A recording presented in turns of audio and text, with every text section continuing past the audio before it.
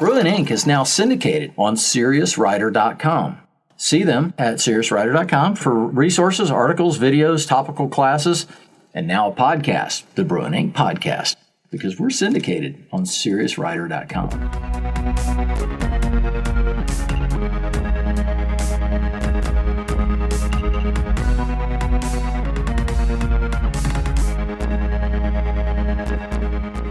Greetings, everyone, and welcome back, faithful listeners, to another Brew and Ink Interbrew episode. We're here with Scott Hawkins, and he's the author of The Library at Mount Char, and we are so excited to have him on this episode with us.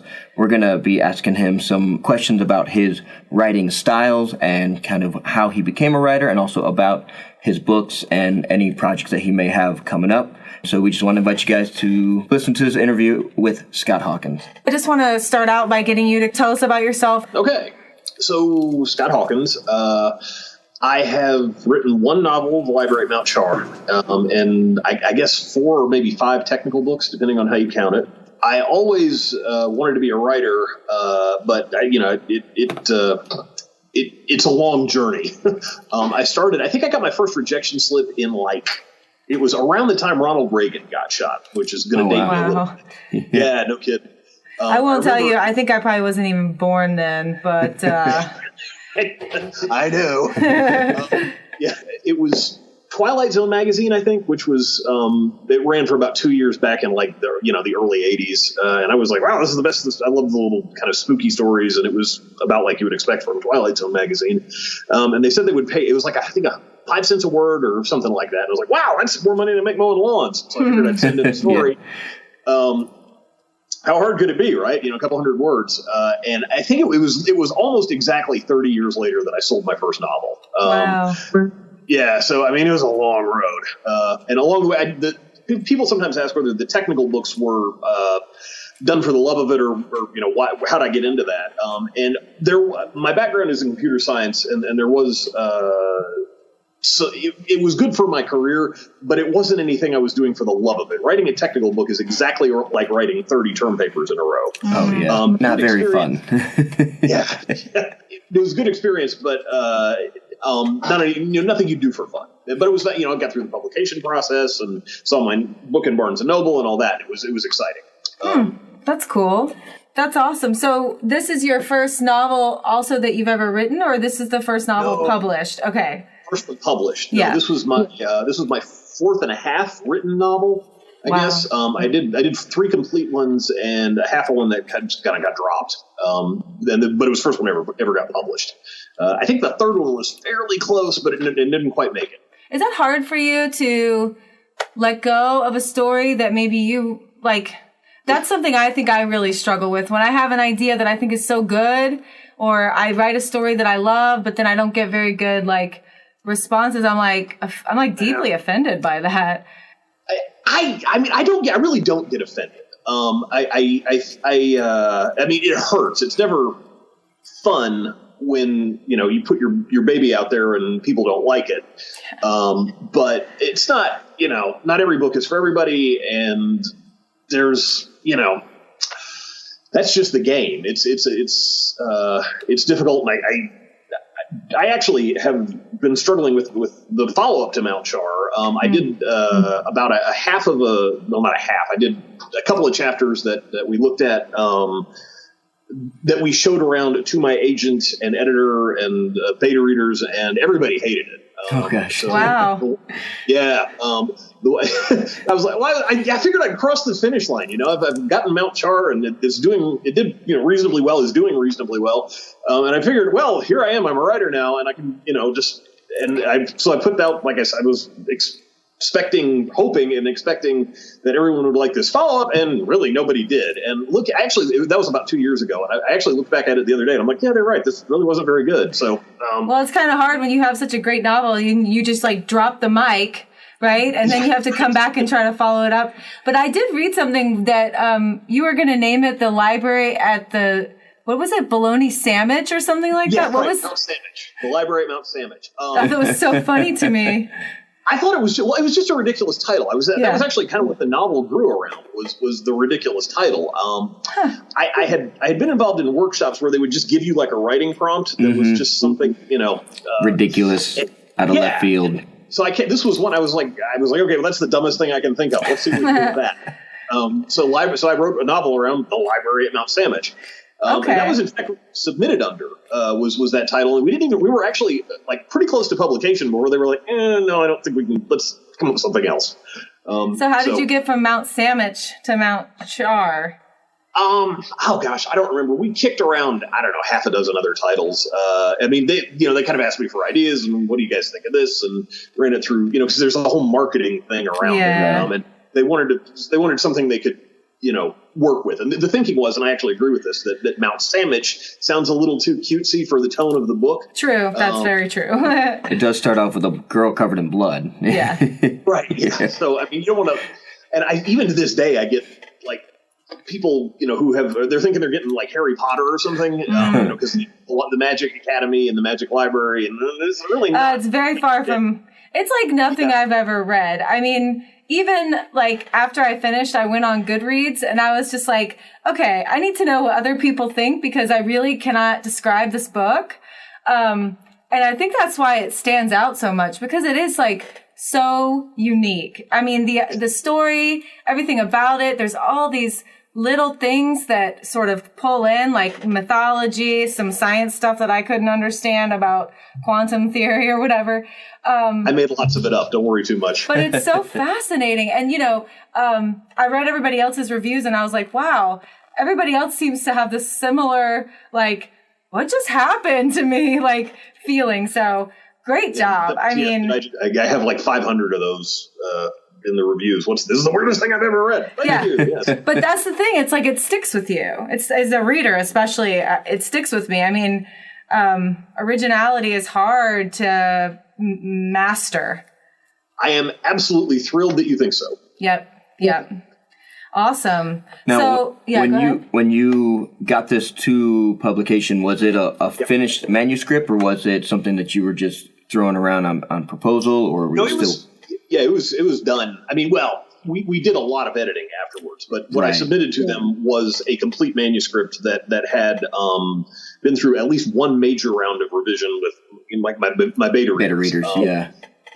So I mean, it was you could read it and it was fairly polished, but we made a lot of changes, both through the edit, both with my agent before we submitted to editors, and then I think we did maybe 3 big rounds and 4 or 5 lesser rounds of editing with Crown, my editor Crown. Is editing something that you felt at first? Is it easy? I've read some interviews with other people and you talk a lot about cutting and how you really believe in it. Do you come by that naturally? Did that sort of something that you kind of grew into? Do you edit technical books? I assume you do. Yeah, I mean, it's not as vigorously edited a technical. Technical books are just about clarity. Can you, if you type this, will that happen, kind of thing on the computer. Whereas with fiction, it's a lot more about mood and theme and what's producing the effect that you're trying to produce, or any effect indeed at all. So the editing in technical books is more about clarity and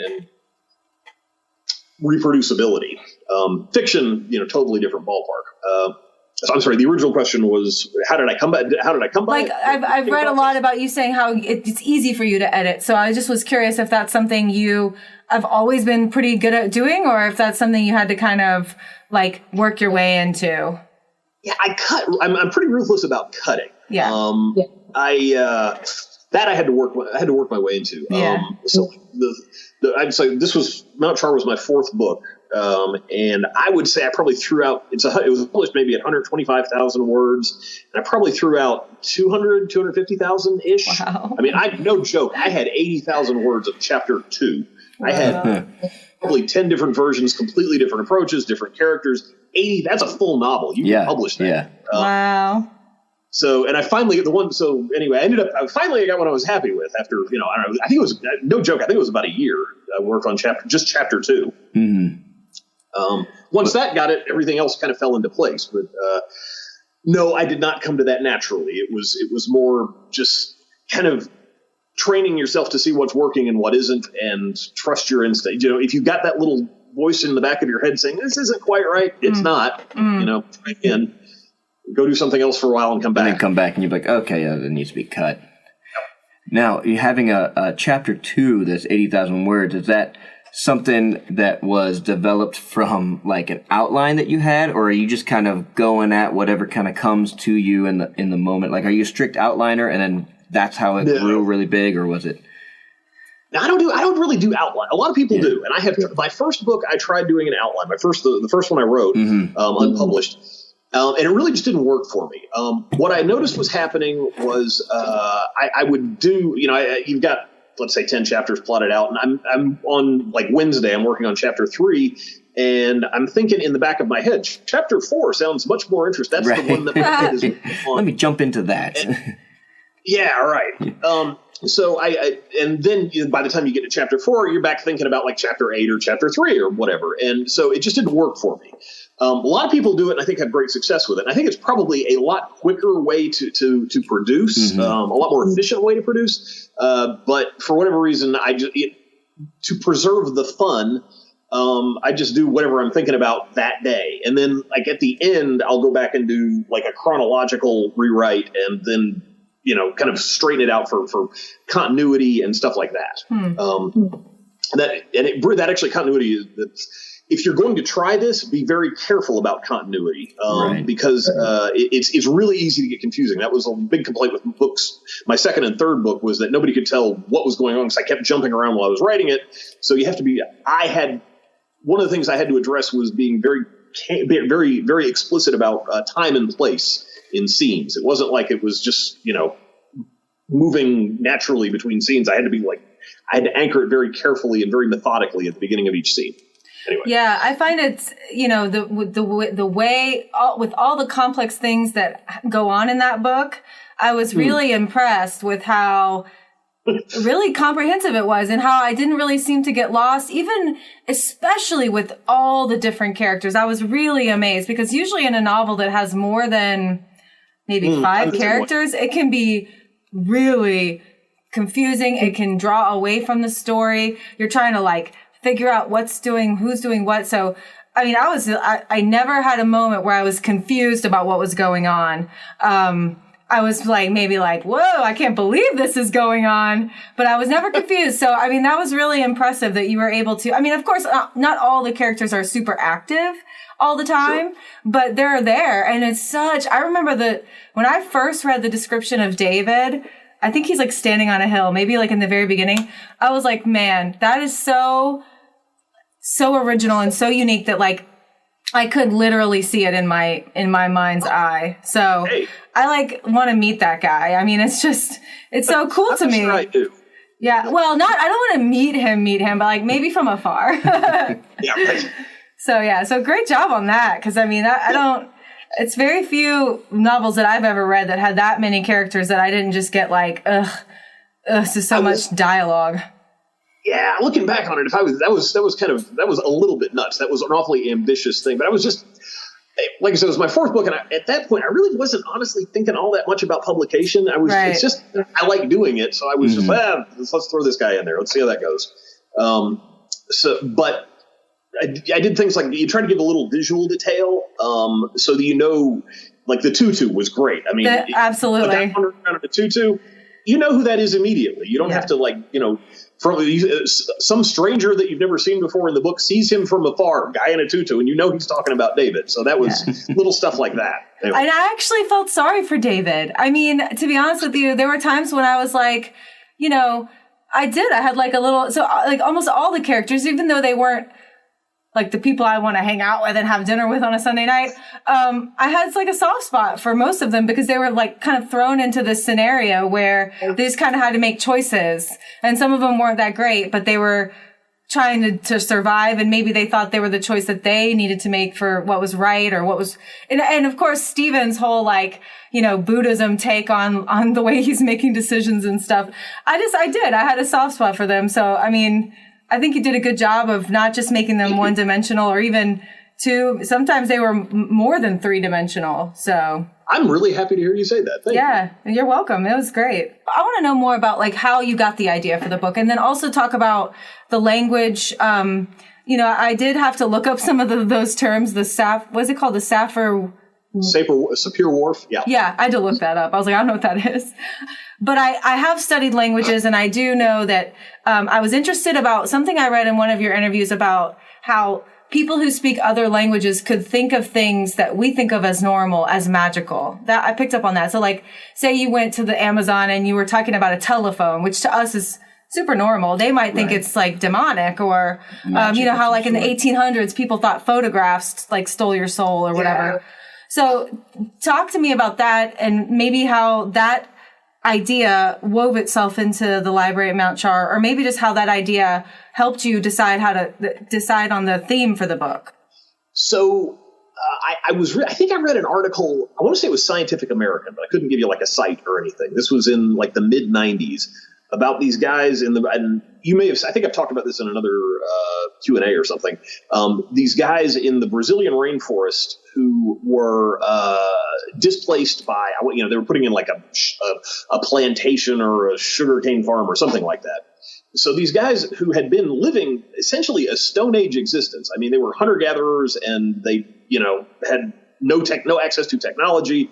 They spoke their own language. They'd been completely isolated from the world until like a bulldozer comes in and, sorry, you guys got to move to Sao Paulo or wherever it was they were deported to. So they get in there and, and like these guys, again, really had been living essentially in the Stone Age. And now there's like people walking around with cell phones, and there's planes flying by overhead. Yeah. And I can't imagine what the culture shock would be like. It would be like if you turn it around and think about if you or I were put into their world, and there's no cell phones, there's no planes, you've got to go like out and do whatever it is you do to survive in the rainforest. So you and I probably would have real problems with like the subtleties of hunting, or at least I certainly would. I mean, you guys may be great at it, but so the thing that struck me was the people who were the tribesmen who were deported to the big city. They were very curious about things like cell phones and airplanes and whatever, and they would talk to people who had a common language with them about what is this thing. And the point of the Scientific American article was that they could not explain to them in their language what was going on here. You had to couch it in terms of things like the great sky spirit carries the message from somebody's cell phone to somebody else's cell phone, or stuff like that. And they had no notion of electromagnetic spectrum. They had no notion of electricity. So none of this, there was just no way to convey what was actually going on there. So I thought that was interesting. It tied into some stuff I'd been doing when I was a student in computer science.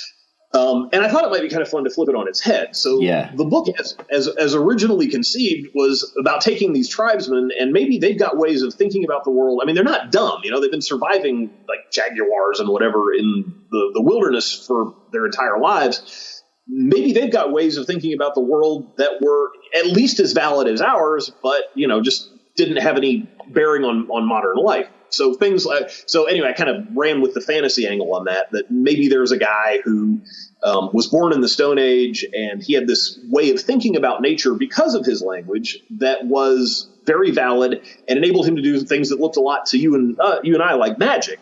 So I came with like raising the dead or flying or stuff like that. I kind of took that and ran with it. So the angle I pursued was that this guy has been he did this in the Stone Age, and he figured out how to live forever, how to raise the dead or whatever. And he's been around for 60,000 years. And so now he's living in the suburbs, and he's kind of bored and lonely. So it was originally conceived, it was kind of a comedy, that it was going to be, he had taken these kids and, because you could see it being funny that like some kid from the angle I was pursuing in one of these chapter 2s I was telling you about earlier, was that a neighboring kid comes in to visit. He watches somebody get killed, and they're like, gets run over by a car or something, runs out in front of a FedEx truck, gets slammed by the FedEx truck, and he's like, ah! The kid from the regular world is, ah! But they're like, oh, it's fine, I'll go get my dad. And so his dad comes over and raises the kid from the dead. And, everything's fine and they go back to playing because this is routine in this neighborhood, but they don't know how to use a cell phone. So I thought there was a comedic angle there, but anyway, it didn't work out.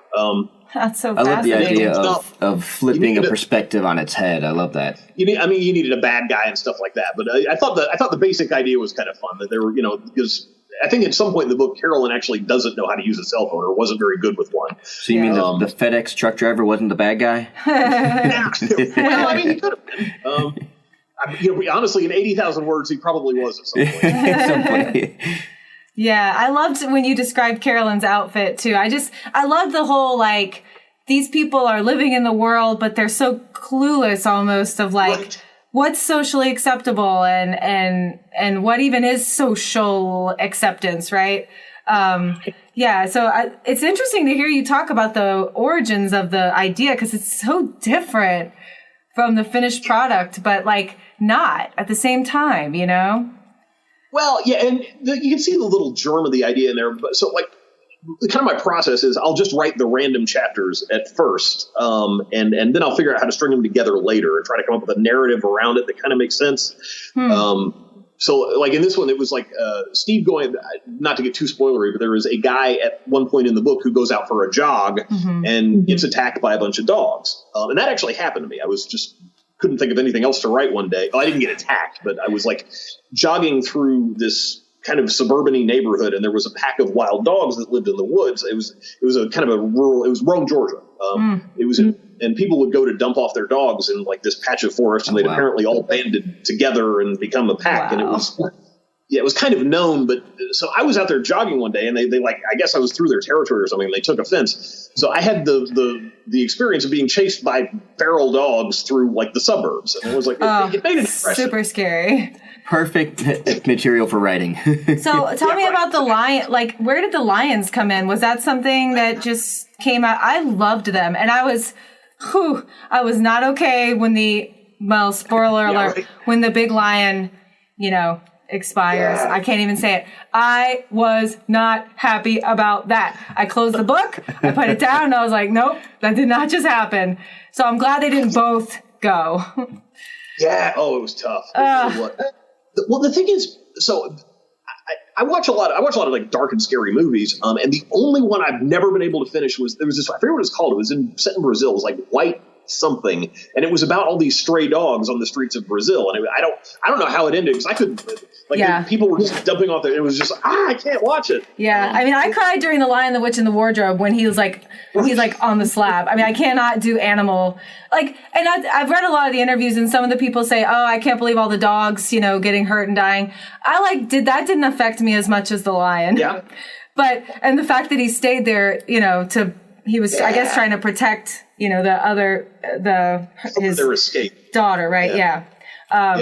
But man, oh man, I was like, whew, this is intense. Well, I was plucking the heartstrings very consciously with that scene. I mean, I knew what I was doing on the kind of the emotional angle on it. So, and I'm with you, but because it affects me so deeply when I watch these, Old Yeller, Old Yeller gets shot, I can't watch it, Yeah. So I know what effect it has on. I kind of emulate the effect it has on me and kind of project it on the page. And weirdly, when I'm writing it, it really doesn't bother me at all. It's just it's a very clinical kind of pluck the heartstrings sort of maneuver.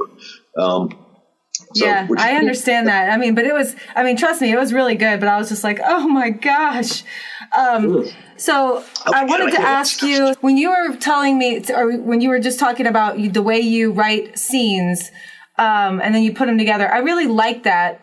Do you have an idea when you start of all the characters that you're going to have, or is it something that comes from writing the scenes and you say, this one might, because I do hear writers sometimes say, oh, the characters just come to me. And I don't get that, because when I write, that doesn't happen. I have to have some idea of who and what's going to be coming in and out of my brain space. But yes, I can see how maybe I have an idea for a story and then it starts to sort of shift a little. So when you sat down or when you started writing, did you know you were going to have 12, kids or? Yeah. Okay. So it did sort of transpire, but it wasn't like they just showed up. I think so. The Carolyn character, I had at least a glimmer. A lot of it grew around her. I had written like a short story when I was an undergraduate about a guy's like an older dude's relationship with his daughter that kind of formed the emotional or one of the emotional cores of the book. And I was sort of taking that and running with it a little farther than I had as an undergraduate. So I kind of had a glimmer of the character, but none of the specifics. Okay. And that's generally true with me. I kind of like type something up until something sparks, and then I run with that. Yeah, I can understand that. Definitely. Yeah, like who's going to kind of be in the cast, but you don't quite know what they're going to do all throughout the story. Maybe some major beats, but yeah. There were I genuinely don't have any idea. A lot of people do. I go through, like part of my 80,000 words was, I had probably 10 different variations on David. Sometimes he was nice. Sometimes he was, different levels of jerk. He wasn't always in the tutu, things like that. And I just, and in like once I have, let's say 60,000 words of something that looks like it might constitute at least I can think of a way to string it together plausibly, kind of a rough sort of narrative through line. Then I'll start working on refining the character and what do they want, and what is the thing like, what are their weaknesses, what are their, what happened to them, and I'll do like background sketches that largely, I've got probably 40,000 words on Father that ended up in the book in like one sentence. There was just nothing. It just didn't serve the story. So, but I needed to know. So I think it's a very inefficient way of getting there. But I have fun. Yeah, that's interesting. I write short stories. I've never written a novel. Never even really 40,000 words. I don't even know if I've written 155,000 words, the ones you cut in my life. But I do love to write short stories. So I'm always fascinated about how people come up with the general overarching story and also all the back. To me, it just seems like a lot of work to do all that back writing that never gets into the story. But it definitely helped, I'm sure. Ways to do. There are a lot of writers who I really admire who have put out like 3 books while I've been working on my follow-up. So I'm not claiming that mine's the best way. Like Stephen King just pops those babies out like muffins. I'm like, what? He's a machine. And he talks about his process. He usually says, he writes the first like 50 pages, first 50 pages, and then he just scraps that and starts over.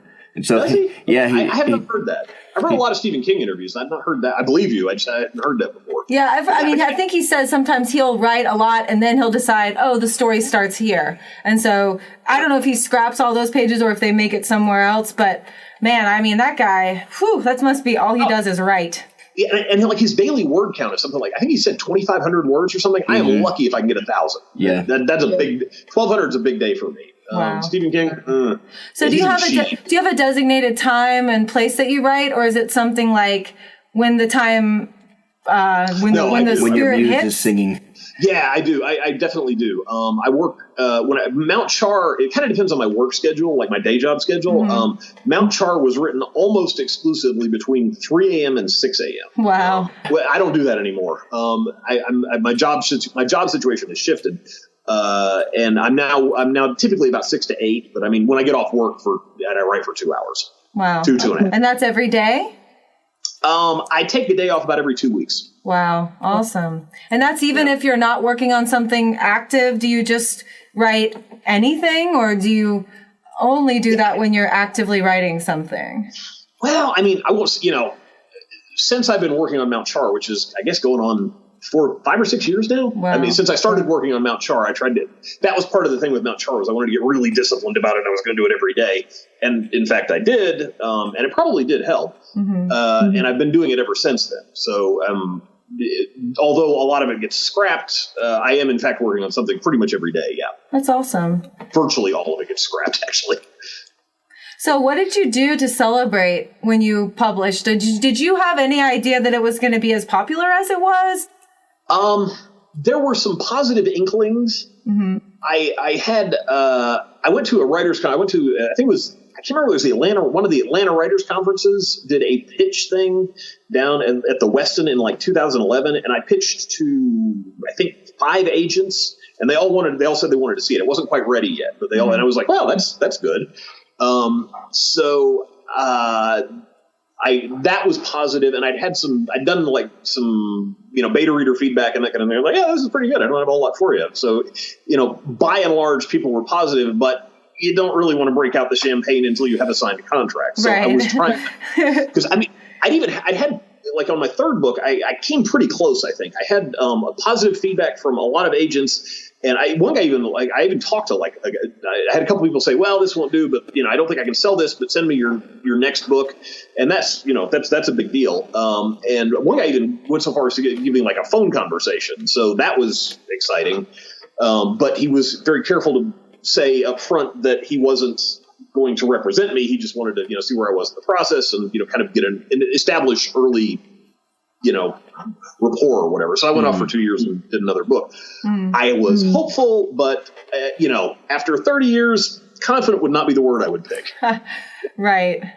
Yeah. Because I know when I finished it and I read all the reviews, I was like, man, it's kind of daunting to read such a good someone's first novel. And now I'm on my second one now. I'm reading Mark Danielowski's House of Leaves. Holy smokes. Okay, whoa. I'm like, stop reading people's first novels. Because it's like, if it's that good, and then I'm thinking, oh man, I don't know. It's like a double-edged sword. It's like really good, but then it's also like, I can't measure up to that.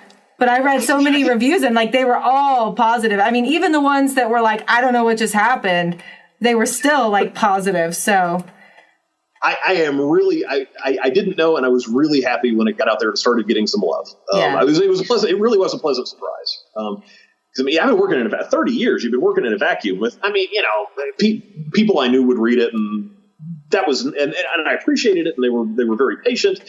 But it's different when it's been like formally published and like you're hearing from strangers. That's right. Definitely. That's And I've heard you talk about your wife a little bit. So does she read all of your stuff, including maybe your unpublished things? Is she like your in-house, sounding board for, does this work? She is very much my does this work first responder. Nice. She's got a really good eye, and she does not pull any punches. She's a project manager in her day job and is used to dealing with like the kind of self-delusion of programmers. Well, it'll be done in 24 hours, or we're almost there. So she's used to hearing that crap and doesn't let me get away with anything. So if I can get it past her, I know we've got a fighting chance.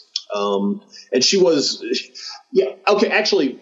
So that was the moment that I knew that I had a good chance. Was she had read my third novel and didn't like it much. It was when we first started dating, and she was like, "It's okay." And she kind of she finished it because we were dating, but it wasn't her favorite. Oh wow!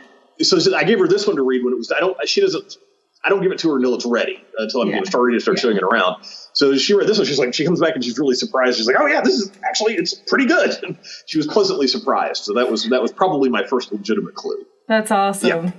It's good to have that, I think, maybe like in your corner. That's kind of what we do in our group. It's like, I'll bring it to group. I'll read the story and make sure that it's, good enough to maybe pop out into the real world. Your savage critics are your best friends. Yes. Yeah, exactly. Yeah, we don't really hold back in this group much. We try to give constructive criticism. And that's fair. But I mean, it's also good to be.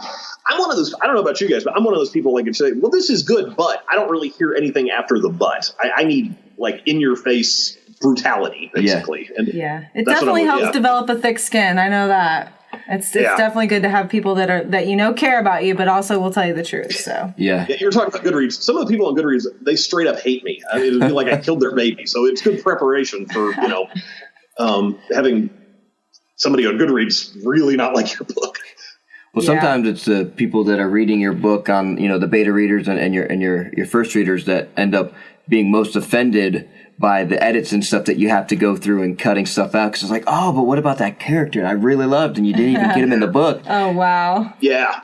That's good, and it's good to have a critique group. Yeah. I think that is a key part of the process. Did you run the library at Mount Char through any critique groups, or did you just write it, give it to your wife, let her read it? Did you take any pieces of it to conferences or groups or anything? I did. Yeah, the first chapter was actually written at a conference that I really would recommend to anybody. It was called Tao's Toolbox. If you guys, I don't know, are you guys fantasy writers, fantasy science fiction? Yeah. Definitely this guy. Science fiction thriller, yeah. Tao's Toolbox. Highly recommend. Can you spell that? TAOS. Like Tao. Okay. Yeah. Okay, cool. It's that was a fantastic workshop, and that was in fact where I finally got chapter 2 to work. So I highly recommend that one, and that was where a chunk of it was written. And I stayed in touch and continue to stay in touch with a lot of people that I met at that workshop, and another one called Viable Paradise that I also think quite highly of. And so you know how it is, like they're all over the country, so it's not like I see them every now and again at like a conference or something, but you email stuff back and forth, that kind of thing. Right. That's awesome. So as we're wrapping up here, is there anything that you have coming up in the works that you want to talk about, or anything that may be coming out? Yeah. I don't know how to pitch it exactly. I'm almost done. I really am. I'm like a couple days from done with a book I've been working on for 2 years. I awesome. think like this Friday, I hope, but I really don't have a good pitch line for it yet. Is this related to Mount Char, or is it different? It's different. It's not none of the no characters carry over. It's in the same kind of vein in that it's like dark fantasy set in the modern world. Yeah. And not more than a little weird. But I like that. Yeah. Yeah. But there's nothing really carrying over. It's sort of like